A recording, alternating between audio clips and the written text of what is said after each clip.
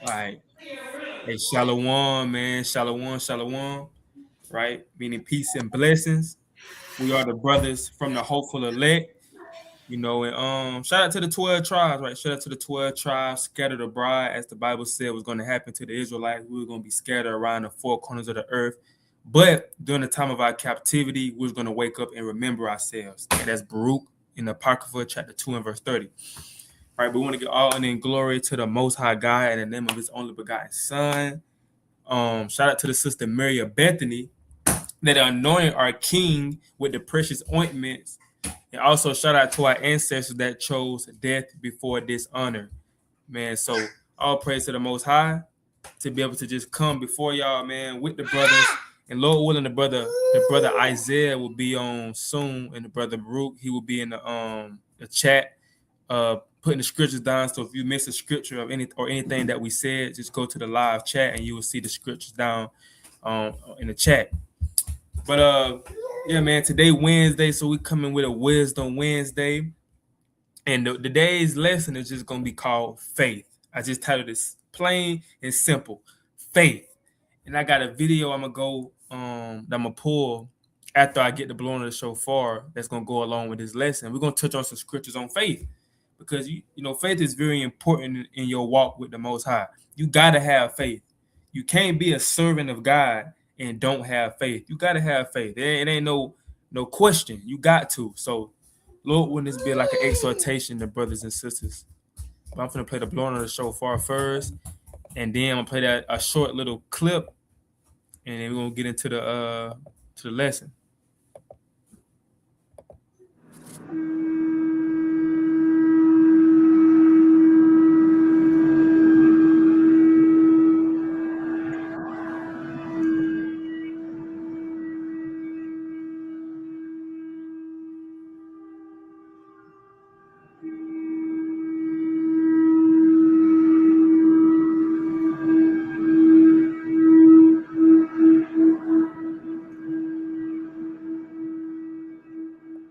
Come, all praise to the Most High, man, for the mighty blowing of the shofar.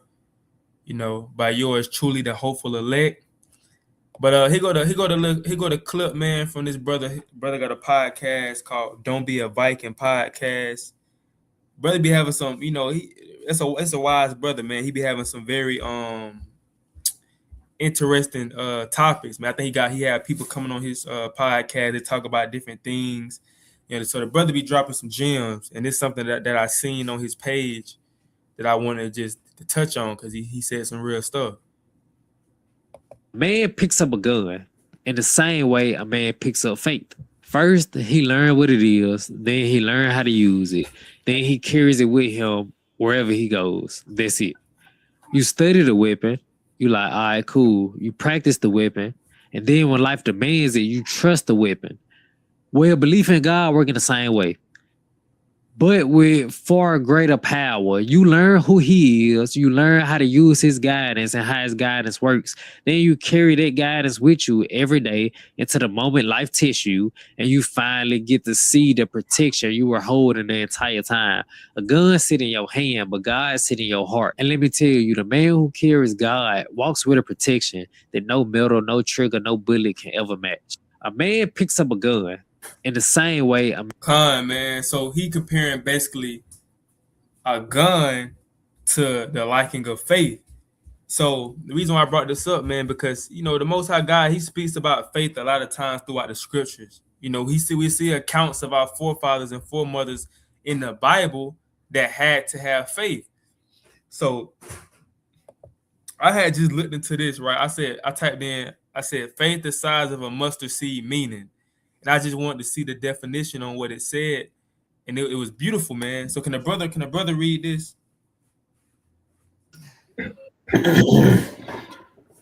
The phrase faith the size of a mustard seed refers to the idea that even the smallest amount of faith can lead to significant outcomes.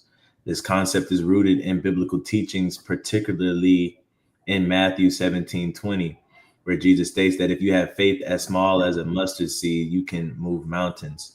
The mustard seed, measuring about 1 millimeter in diameter, symbolizes the minuscule size of faith, yet it can grow into a large tree. representing the potential for faith to produce profound spiritual growth and impact. The parable emphasizes that faith, though humble in origin, can grow and lead to remarkable results when aligned with God's power and purpose. Man. So, when we read about faith the size, when we read the scripture in Matthew 17:20, when it says faith the size of a mustard seed, a lot of times we hear or say, all you got to do is have small faith. Just have small faith, and, that's all you need.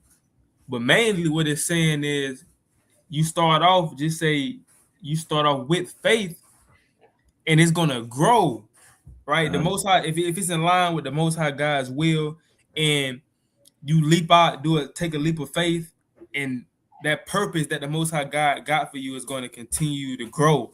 And he compared it to a mustard seed, because a mustard seed is one like a small, tiny seed. I'll pull it up. So like it too. Go ahead. And like you said, man, your breakdown of that is correct, right? What we just read, the definition is how the world kind of takes it as faith the size of a mustard seed, but what the parable is highlighting is how that small mustard seed has great faith that it will become a big tree, right? So even though we may be small people, we may be nobodies, right? We may be humble individuals. Our great faith will produce a lot, right? So that's what it's talking about. It's not talking about your faith has to be as small as this mustard seed. We know it's not talking about that, because he told the disciples they got to have great faith. He said, "Oh, ye of little faith," right? You haven't cast this demon out because your faith is not strong enough. But we understand that you could be a nobody, right? You could be a nobody. You could be a small person, right, in this life, and you can produce a lot of things through great faith, right? A small mustard seed has the faith that it will become a tree one day, right? And so that's what it means, right? Man. So we see how small a mustard seed is. This can start. Just imagine this. You starting off on your purpose. This the beginning of you trusting in the Most High, taking a leap of faith, and you starting off on your purpose. Now, when you look into a mustard seed grows into a mustard seed tree. It grows into a big tree. I don't know what my bad. A mustard seed. Now this is a mustard seed tree. Now that little seed that we just seen grew into this big tree. You can't tell me it ain't a God, bro. You can't tell me it's not a God when you see a mustard seed this small in his hand right here, and it grows into this big tree. But that's what faith does. You start off this small in this position, then throughout time of the Most High building you up, and you just fulfilling your calling, you're gonna get to where you need to be at, man. So we're gonna touch on faith a little bit. This is an account, and it goes with that Matthew 17:20 account, but it kind of the same account. But let me what's the one to start at? Can the brother start at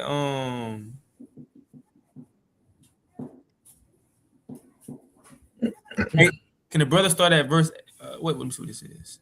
Matthew chapter 21 and verse 18 through 22. This is Matthew chapter 21, starting at verse number 18. Am I lagging? Nah, you good. I can hear you. Now in the morning, as he returned into the city, he hungered. And when he saw a fig tree in the way, he came to it and found nothing thereon, but leaves only, and said unto it, Let no fruit grow on thee henceforth forever. And presently the fig tree withered away. And when the disciples saw it, they marveled, saying, How soon is the fig tree withered away? Verse 21, Jesus answered and said unto them, Verily I say unto you, if ye have faith and doubt not, ye shall not only do this which is done to the fig tree, But also, if ye shall say unto this mountain, be thou removed, and be thou cast into the sea, it shall be done.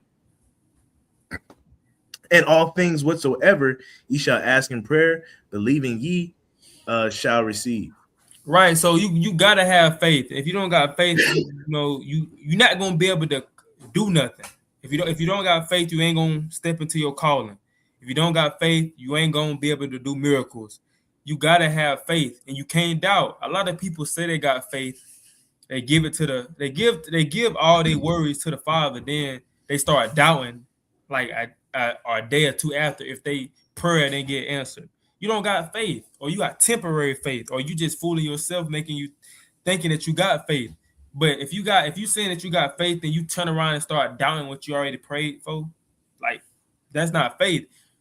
A reason why we read about the reason why we read about the accounts in the Bible of people doing these miracles and things like that, because a lot of our forefathers and foremothers in the scriptures, they had faith and they didn't doubt. Some did, but some didn't. But we are a faithless generation. Or a lot of us are a faithless generation. We don't believe in bringing nobody from the dead, or somebody paralyzed and you touching them and they walking. We don't believe in a lot of those things. Our generation don't believe in those things because we feel like it's witchcraft or fairy tale or just movie. But once you truly read the Bible and you see that our people did this because of faith and they didn't doubt, you can do anything, if you have faith and don't doubt. He said in verse 22, "In all things whatsoever you shall ask in prayer, believing you shall receive." So when you ask something in prayer, when you in that prayer, you gotta believe that the Most High gonna deal with what you prayed for. You can't pray for something. You can't pray to the Most High to help you, in this situation you struggling, and you praying that the Most High God help you financially. Then when you end the prayer, you doubt it. You back in depression mode. You shouldn't. If you praying for the Most High God help and asking Him to help you or deliver you from a situation, you shouldn't be depressed no more. You shouldn't go back to crying and stressing out when you just prayed 30 minutes ago that He delivered you out of this situation. That means it's lack of faith, man. So I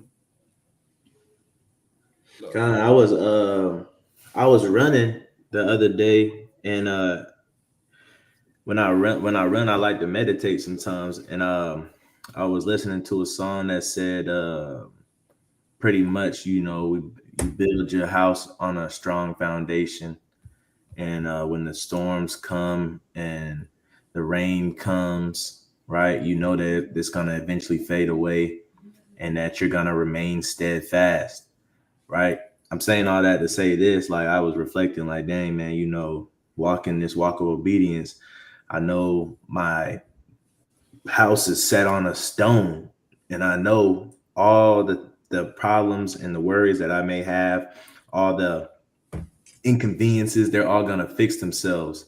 All the doors are going to open themselves, even if it's the last minute, something's going to show up. And I know this because it's already happened time and time and time again, right? And all that is having faith. And like the last precept we just read, not doubting.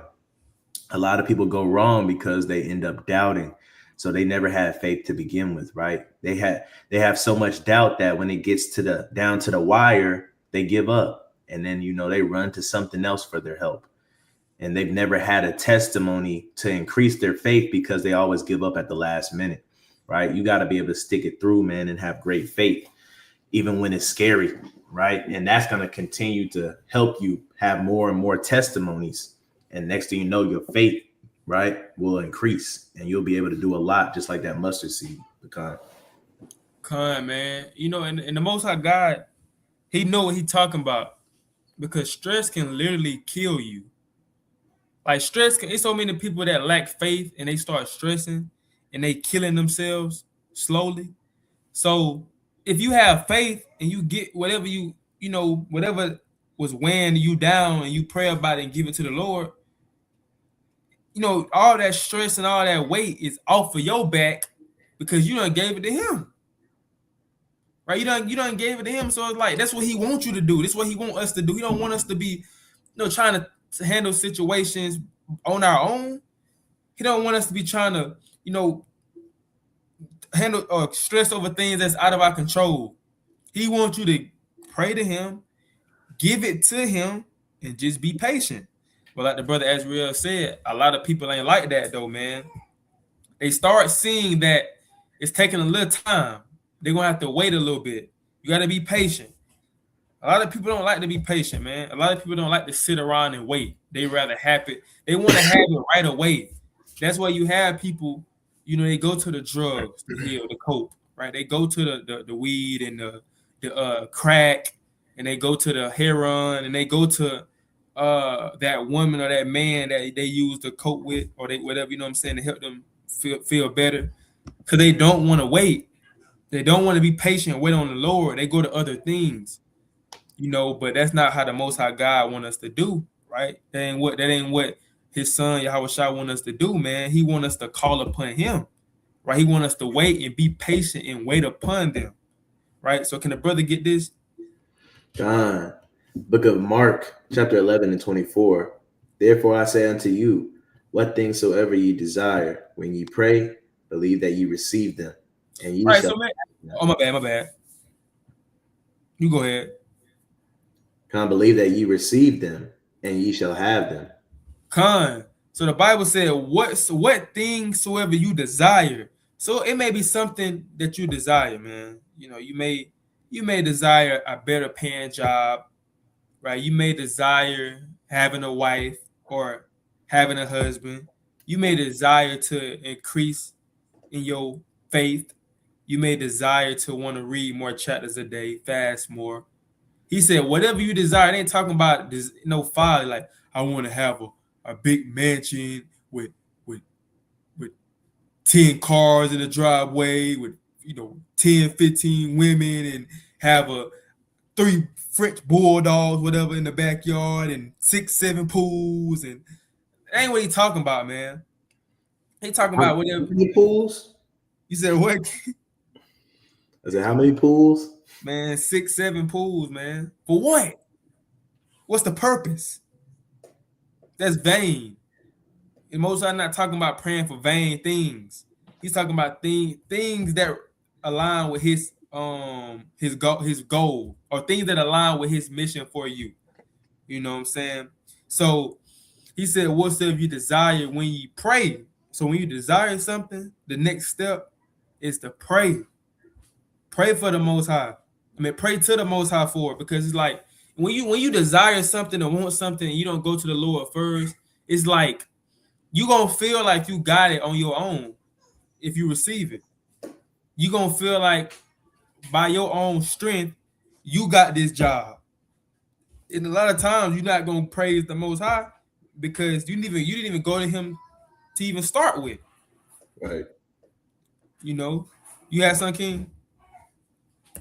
I was just saying, right. Oh. But that's a lot of people in the world, man, they'll read scriptures like this, and then they'll start treating God like a genie in a bottle, right? And making wishes, right? It's a difference between praying and making wishes, right? Like the brother said, stop with all the vanity. And then, also like you said, man, I got dad brain. I just lost my train of thought. What was the last thing you just said? When you desire something, pray for it. Oh yeah. A lot of people, what I'm saying, they'll do stuff on their own, and next thing you know, they slip into that whole demeanor of you gotta make it happen. I made it happen. That's me. Yep. I'm a real N-word. I'm a real man. Yeah, hey, look, I manifested this. Yeah. I put the work in. No sleep. What did Diddy say, man? Only person you can compare him to is Christ. You know what I'm saying? It's nothing I can't do. That's what happens, man. You go your whole life without having what? How do I want to say this? It's a word, but it's not coming to my head. You go your whole life not having an intimate relationship with God, right? And you get blessed for things, right? Oftentimes you don't think, God had nothing to do with it. Like the brother Obadiah just said, and next thing you know, man, you're gonna be saying, I don't really need God because all these good stuff is happening. And I haven't had a relationship with him before, right? And so, I remember one time, it was like 2 years ago, man. I was having a conversation with my granddad right at work. And he was like I was talking to him about the word, man. He was like, well, he was like, you look at the stuff, the stuff I got. God gotta be dealing with me. He said something like, he said it some way like that. He like, God gotta be dealing with me. He dealing with you like that. He dealing with me. Just look what I got. It's like, but that's what going on, what we talking about, man. And where we're going at with this. Oh yeah, a lot of people feel like they got what they had on their own, instead of the Most High. So that's why it's gonna be a lot of time. Even when you the parable that, I think, was it the parable of Lazarus? He was the rich man, right? I think Lazarus was the rich man on that parable. That Yahweh Shah said he got sent. The Bible said he was sent to hell, right? He was talking to Abraham, and it's like Lazarus in that sense was he was that person that was more likely to stuck up. You know what I'm saying? He was stuck up. He didn't want to help. Hold on, was it Lazarus? Was Lazarus the rich? Lazarus was the rich dude, right? If I'm mistaken. Nah, it was Lazarus and the rich man. Lazarus was the poor dude. Lazarus was the dude that went to Abraham's bosom. I don't think the rich man had a name. Okay, Con, that's right. Con. I could be wrong, but I don't think he had a name. I think he was just labeled the rich man. Con, okay. Yeah. So the rich man was the one that went down to hell, right? And Lazarus was the one that was in Abraham's bosom. So the rich dude didn't really, a lot of times nowadays when a lot of our people have money, man, it starts to become a pride thing. And like the brother Azrael said, I got this on my own. You know what I'm saying? I did this, I grinded for this. So a lot of times it takes the Most High God to humble a person for them to truly be able to see that you ain't doing this by yourself. The Lord had to do that to Nebuchadnezzar. The Lord had to show Pharaoh, man. And we ain't no different, right? The Lord can sit you down. You feel like you done did all this and you done achieved all your dreams and wealth and you done did all this by your strength. Man, the Lord will humble you, man. The Lord will paralyze you, right? One day you'll wake up fine. The next day you'll wake up bugged out. You can lose an arm. Now you humble. But it didn't have to be like that if you just gave the Lord the praise. But a lot of people think the Lord is a joke now. A lot of people think the Lord is a genie. And they only call him when they need something. But when everything going good, they don't speak. They don't speak to him. You know what I'm saying? They only call him when things start going bad.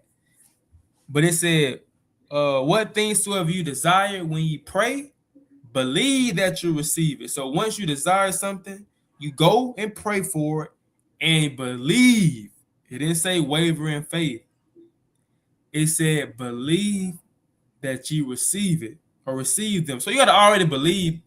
When you pray, before you even go pray to the Lord for real, you got to already believe that you're going to receive what you prayed for, or you got to go and believe that if I don't get what I prayed for, it's for a reason. It's a reason why I didn't get what I prayed for. It's a reason why it didn't come as fast as I wanted it to. But a lot of people get upset with that when the Lord don't give them what they prayed for because they're not asking it in the right spirit, or they don't need what they asking for. They trying to be greedy and things like that. They get upset with the Lord. Like, Lord, I just prayed to you. Why you ain't gave it to me? And that goes back to them thinking he's a genie. But he said, believe that you receive them and ye shall have them. So you gotta already go into that prayer believing that the Most High God gonna hear your prayers. And you get that confidence, man, from knowing that you're doing the right thing. You know what I'm saying? You get that like, put it like this, man. If I know I'm a good kid, I know I don't get in trouble. I know I get good grades. I have more confidence asking my parents for things that I want. If I know I'm constantly in trouble, if I know I don't got good grades or whatever, right? When I go to my parents to ask it, I'm probably gonna be super hesitant. It's gonna take me a while to muster up the fortitude to ask them, right? And you know, I'm a say it with less confidence because I'm feeling like I don't deserve it. It's the same thing with the Most High, but our people getting this mindset to where we don't live the way the Most High wants us to live, and we still feel confident in asking Him for stuff, and that's not how it works, right? When you should have a relationship with Him when you're doing bad, that you are hesitant to ask for things, right? Matter of fact, you should have a relationship with Him to the point where if you're doing bad, you don't even want to ask Him for nothing until you get back right. You know what I'm saying? Con. Just like, yeah, man, compare it to a child. Just like a child, man. You know what I'm saying? You doing good. You doing good. I got all good grades. You ain't gonna be scared to ask your parents for nothing. But if you been doing bad, it's like, nah, I already know I ain't gonna get it. You know, so you'll want to do better, or you know, to be able to ask them.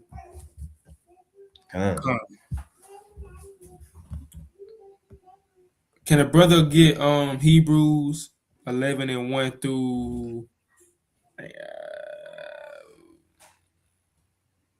We can stop at. We start at 11. We can stop at 11. That's a lot. I ain't gonna stop you. I know that's a lot of reading, but they all go together. I ain't gonna stop you. This is Hebrews 11 starting at verse 1. Now faith is the substance of things hoped for, the evidence of things not seen. For by it the elders obtained a good report. Through faith we understand that the worlds were framed by the word of God, so that things which are seen were not made of things which do appear. By faith Abel offered unto God a more excellent sacrifice than Cain, by which he obtained witness that he was righteous, God testifying of his gifts, and by it he being dead yet speaketh. By faith Enoch was translated that he should not see death, and was not found, because God had translated him. For before his translation he had this testimony that he pleased God. But without faith it is impossible to please him. For he that cometh to God must believe that he is, and that he is a rewarder of them that diligently seek him. By faith Noah, being warned of God of things not seen as yet, moved with fear, prepared an ark to saving of his house, by the which he condemned the world and became heir of the righteousness which is by faith. By faith Abraham, when he was called to go out into a place which he should after receive of inheritance, obeyed, and he went out, not knowing whither he went. By faith he sojourned in the land of promise, as in a strange country, dwelling in tabernacles with Isaac and Jacob, the heirs with him of the same promise. For he looked for a city which has foundations, whose builder and maker is God.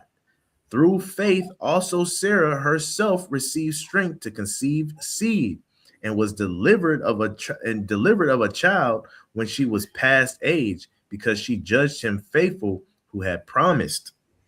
Man. So the Bible just speaks on a few of our forefathers and foremother that had faith.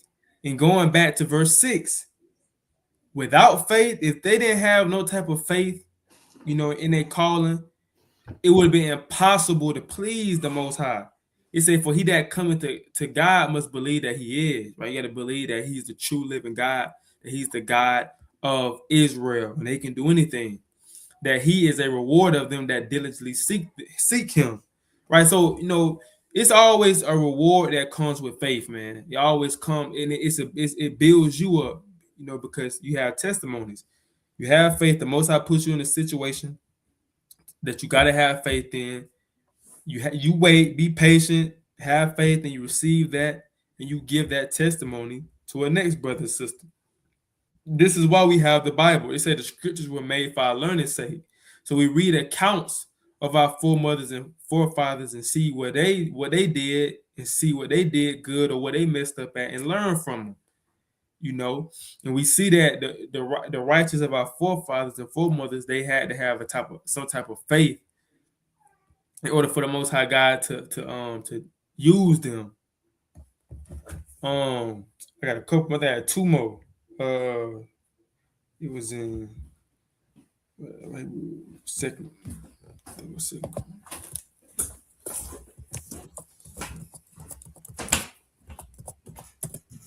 I spelled that wrong.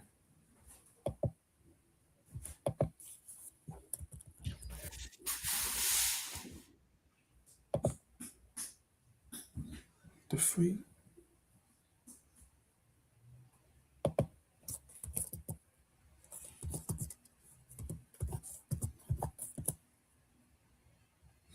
I spelled it wrong again. Corinthians. That looks right. Corinth. Yeah. Oh, I didn't put the my bad. I didn't put this. Okay, I'll check my bad. We can get 2 Corinthians 5 and verse 7. 2 Corinthians chapter 5, verse 7. For we walk by faith, not by sight. So we walk by faith, not by sight, man. If anybody's seen the movie Book of Eli, that's the perfect example of walking by faith and not by sight. Because the brother was blind the whole time, but yet he had somewhere to go. I think it was west. I think he was going west in that movie, and he had a mission that he had to do, and he kept walking. Blind now. He was blind, but he kept walking because he had faith that he was going to fulfill that mission. So the Bible said a lot of times we move off faith, right? A lot of times we move off faith because we don't know the outcome of a situation. You know, we don't really know the outcome of how the situation gonna play out. But that's why we have to move in faith and not by sight. Because if you move by sight, you're gonna be waiting forever. You know, something looks scary to you, like you might not even do it because it looks scary to you when you see it with your eyes or your sight. But that's why if the Most High calls you to do something, you got to have that faith and don't forget about what it looked like. You know, if David had that mindset when he seen Goliath, he would have been scared. I was like, nah, I ain't finna do that. One of y'all. I'm a child. Remember, I can't do that. I ain't never fought in a war my whole life. But he had faith, right? He had faith that the Most High was going to put the Spirit on him to slay Goliath or kill Goliath. And that's the type of mindset that we got to have, man, that our faith got to be big enough to swallow that fear. Our fear can't be big enough to swallow our faith. Our faith got to be big enough to when fear do come and try to creep up on us, because we is in the flesh. So when fear do try to come and creep up on us to try to get us to not do our calling, our faith got to be strong enough to be like, nah, I got to do it. If I got to do it nervous, if I got to do it scared, I got to do it. You know, I must do this. And that's what separates the person from being a coward, right? Just because a person's scared or nervous, that don't mean they're a coward. It makes them a coward when they're scared and nervous and they don't fulfill what they're supposed to do. But a person that's that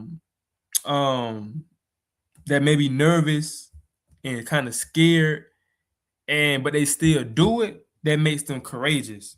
Because they like, I'm scared, I'm nervous, but I'm still do it because it's what I was called to do.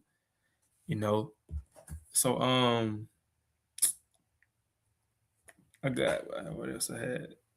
Oh, I had this account. Okay, I guess the brother Denal, you know, I guess he was gonna do the long reading of the day, brother. Nah, it ain't that long. Luke chapter 11, my bad. Luke chapter 17 and verse 11 through 19. Luke 17, starting at verse 11. And it came to pass as he went to Jerusalem that he passed through the midst of Samaria and Galilee. And as he entered into a certain village, there met him 10 men that were lepers, which stood afar off. And they lifted up their voices and said, Jesus, Master, have mercy on us. And when he saw them, he said unto them, Go show that yourselves unto the priests. And it came to pass that as they went, they were cleansed. And one of them, when he saw that he was healed, turned back and with a loud voice glorified God, and fell down on his face at his feet, giving him thanks. And he was a Samaritan. And Jesus answering said, Were there not 10 cleansed? But where are the 9? There are not found that return to give glory to God, save this stranger. And he said unto them, Arise, go thy way, thy faith has made thee whole. Go thy way, thy faith has made thee whole, man. And the reason why I brought this up, I want to read that because this gonna go with the last scripture I'm finna bring out in Luke. It's gonna go right along with that. Your faith have made ye whole. Can you get Luke chapter 5 and verse 18 through 20? Come on, man. I will say too, Go ahead. that happens a lot in life, man. We forget to give God the glory. And what happens is, man, to the leper that returned, man, and gave God thanks, he might be cleansed for the rest of his life. But the other 9, that you didn't think to give the Creator any credit or to glorify him for what he did, that leprosy might come back to him. You know what I'm saying? A lot of times we operate in life, when in seasons, and we think those seasons can't return. But the trick to keeping those seasons from returning is to always be humble, always glorify the Father, man, and always have a heart towards him, right? And everything that he does for you and everything that you want him to do. But kind of you. Always give the Father the honor and the glory, man. Always, no matter if you feel like it's something small or what. Think about it, man. Think about it, brothers and sisters, man. You got some brothers that don't, but I know a lot of brothers that want their credit. You know what I'm saying? You go out and they constantly saying, "Hey, look, man, this is what I've done." You know what I'm saying? I just want to let y'all know. We talk about all the time. Social media, man, that's what it's for in the so-called Israelite community, where people always gotta put people on notice of what they're known for, what they do better than other brothers and all this stuff, and they want people to give them their credit. And when people don't, they get hurt, right?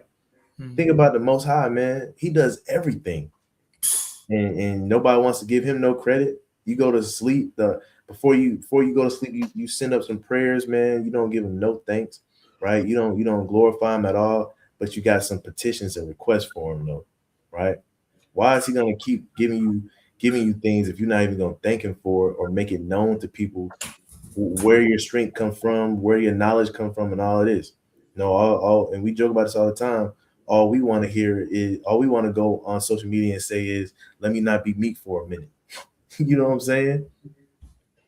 The Most High don't even do that, But kind of like you. Con, that's a good point, man. That's a good point. A lot of people want their credit.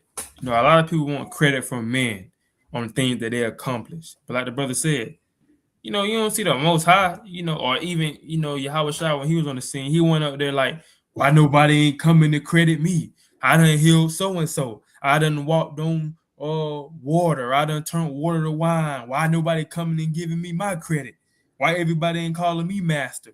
No, he wasn't doing that. He was humble. He was meek. He didn't care. Brothers always got the I don't mean to toot my own horn, but beat spirit, man. Yeah. You do try to beep your own horn. You are. Stop saying I'm not trying to. Yes, you are. If you wasn't trying, why are you saying it? Right.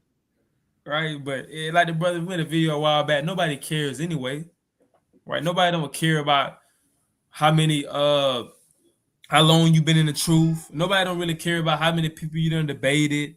Nobody really don't care about that. You the only person that care about that type of stuff, man. We gotta put that. We gotta stop doing that.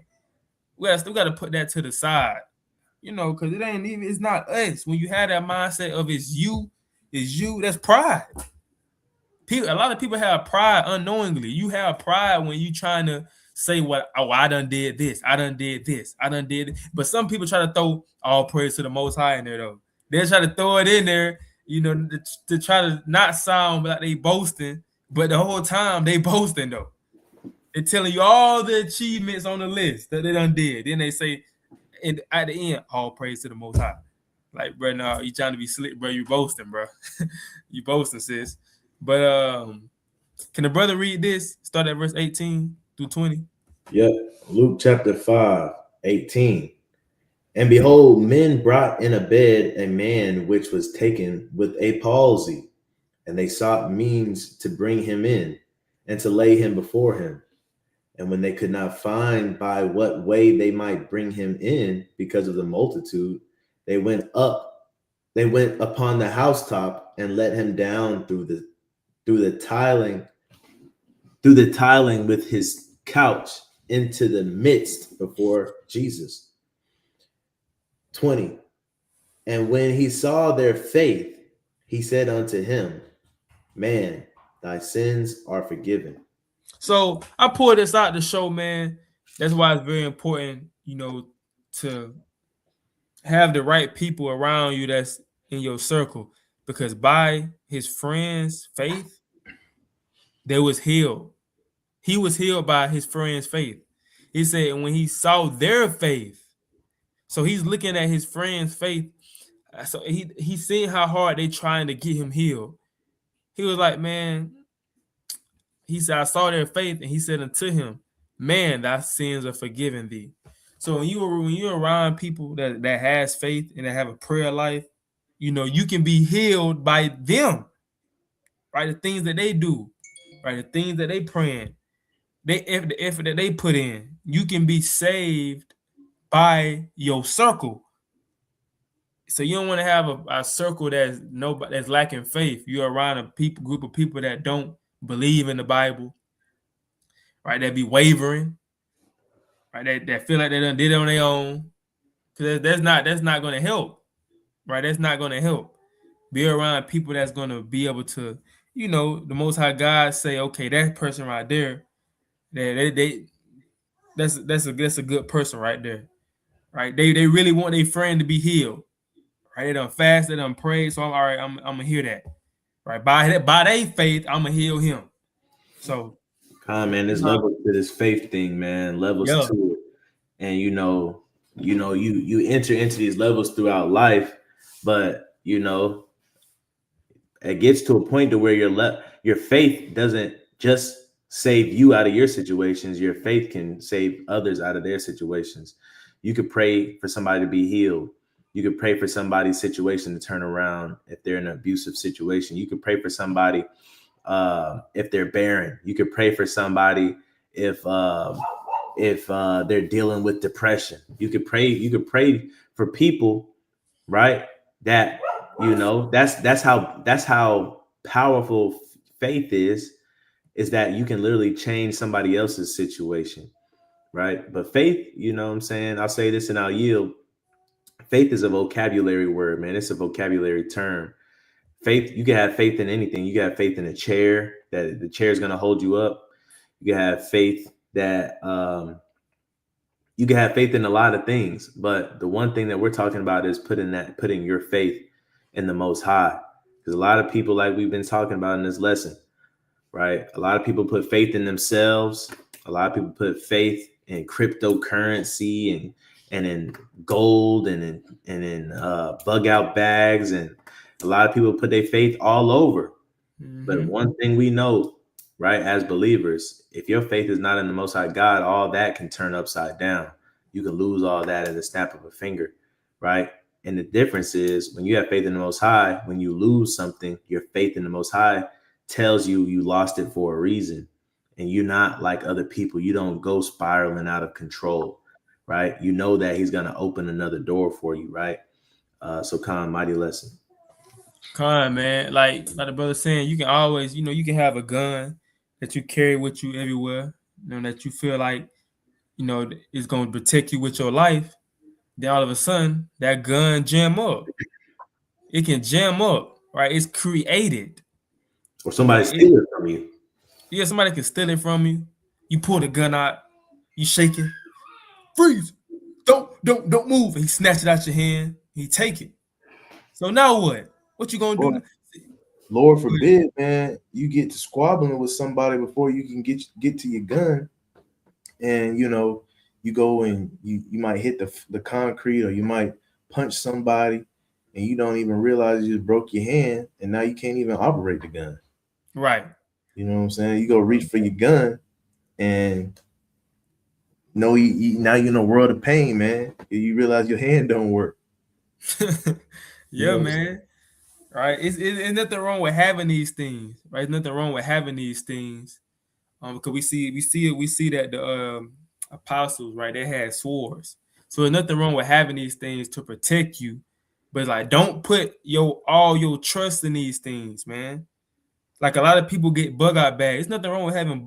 It's a wise thing to stack up on water, especially knowing the times that we coming in. There's nothing wrong with having a bug out bag and having things in your bag that's gonna feed you and your family when all hell break loose. But you have some people in the truth, and a lot of people that's not in the truth. They depend on this bag. Like, this is what's gonna get me through. This little bag right here is gonna get me through whatever happens during these times. But it's like, bro, anybody can come take your bag. They can come snatch your bag. So you telling me you putting all your trust in this bug out bag? That's crazy. A lot of people do, man. Yeah. I be listening to these whistleblowers. They be telling you what's going on behind the scenes, and they be like, man, going to get your bug out bag. We ready for whatever. We ready. I've been stacking up. It's like, bro, if you ain't been praying, if you ain't been fasting, you ain't been reading, you ain't been stacking up on your faith, you ain't been stacking up. You stacking up on the wrong thing for real. You know what I'm saying? What's the point? Go ahead, King. No, I was about to say what it say, wisdom and knowledge shall be the stability of thy times, man. Yeah. Yep. You stacking up all this food in your house. Next thing you know, somebody come in your house and kill you and take your food. All that stacking up you've been doing for 2 years, it's in vain because you dead. So, I mean, what's the point of that?